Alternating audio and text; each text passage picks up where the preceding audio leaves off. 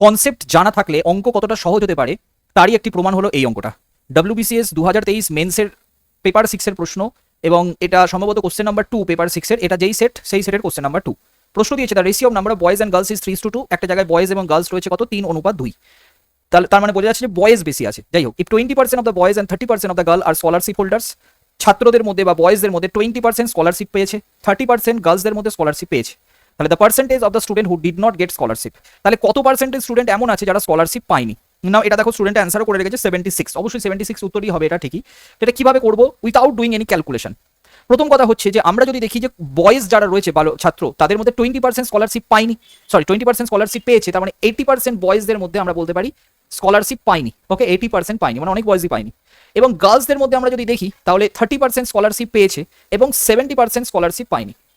Now if we mix this two, আমরা যদি এই দুটোকে মিক্স করে দিই তাহলে এমন কত পার্সেন্টেজ পাবো যারা স্কলারশিপ পায়নি।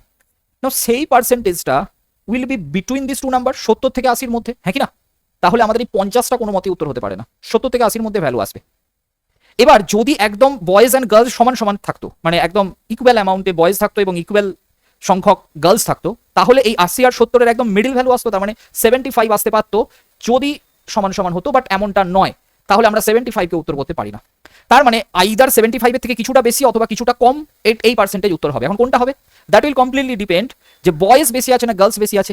যদি বয়েজ বেশি থাকে তাহলে পার্সেন্টেজটা এই 80%-এর দিকে ঝুঁকে যাবে, আর যদি গার্লস বেশি থাকে তাহলে তোমার 70%-এর দিকে ঝুঁকে যাবে। তার মানে দেখো, দেখে নাও এখানে দেখো বয়েজ অ্যান্ড গার্লস রয়েছে 3:2, তার মানে বয়েজ বেশি আছে, তার মানে রেজাল্টটা 75-এর থেকে কিছুটা 80-র দিকে ঝুঁকে যাবে। So 76 is the correct answer. তার মানে দেখো, ক্যালকুলেশন ছাড়া শুধুমাত্র কনসেপ্ট যদি থাকে,